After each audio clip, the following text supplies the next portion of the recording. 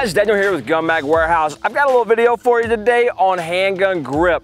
Man, I see all kind of grips coming to the range that are just all over the place. There is a way to grip this gun in a way that makes you shoot this gun better. If anybody plays golf out there, you know that your grip, if you have a bad grip on those clubs, you're not gonna swing straight. If you don't play golf, you can take it to baseball, batting, whatever. There's 1,000 different things that apply, and the handguns is the exact same way.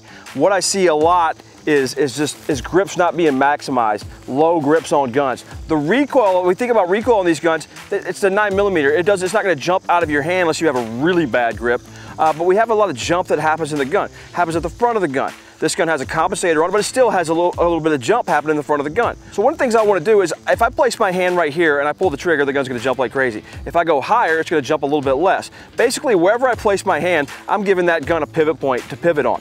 So I want to get this as high as I can. I'm going to go all the way up there to the top, get a little skin bunched up. Now you guys with some big old meaty hands and girls with big old meaty hands out there, you got to be careful. If you get too much meat up there, then that slide will come back and bite you a little bit. But not a problem for most people out there, but there are some people who have that issue. So get nice and high, get a little skin bunched up. If I get everything I want, I'm gonna also have that slide in line with my forearm, right? So that way, what happens here is when that gun's fired, the recoil has to travel here. If the gun is at an angle in that hand like that, then there's so much more articulation that can happen in the wrist. If I'm straight back here, that's all the articulation that we're gonna get in the wrist. So basically I'm cutting off a place where the recoil can go just with my strong hand here all by itself. Now the next position here, I'm gonna use my non-firing hand. I'm not just gonna lay it here on the side. I'm not gonna put it underneath and hold the gun up. I'm gonna use this hand to help mitigate recoil. It's gonna do a lot of good for me. So I'm gonna reach up here. I can get this hand actually higher than this firing hand. And what I use is kind of a modified wedge grip. There's a lot of similar grips out there and some small little changes that people make. I am not a believer that there's one single grip for absolutely everybody, but there are some factors that are common among everybody who's using a good grip. And one of those is that non-firing hand's high. I end up getting 2 fingers underneath the trigger guard and wrap that thumb forward. If my thumb is up, if I'm holding that grip and that hand's just kind of in a relaxed position and this left hand thumb up, there's a place for recoil to travel. It can move up right here.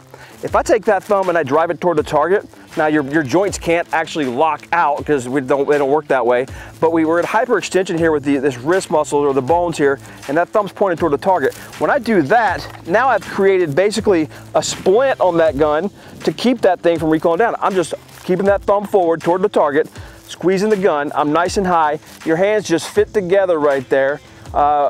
God, the universe, whatever you believe in, designed you to shoot this way. Look how that puzzle piece just comes together. It's like you're made that way. It's like you were designed in the womb that way. Forward thumb up here.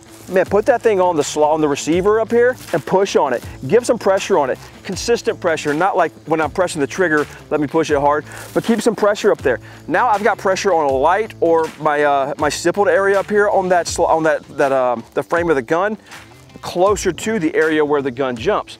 That sounds like a good thing to me, and it helps. So I'm nice and high on that grip, press the gun out, everything my elbows at the same time, I've got them slightly bent. I've got a lot more details about elbows, shoulders, waist, knee, foot position. When we get everything we want, we don't always get everything we want. In another video, you can check that out. So altogether, that's a good grip. Gonna keep that recoil down. Keeping that recoil down is gonna help you keep you from moving that gun while you're pressing the trigger. And you can see why you're doing that, how to fix those problems in another video here on the YouTube channel. Guys, I'm Daniel. Thanks for watching.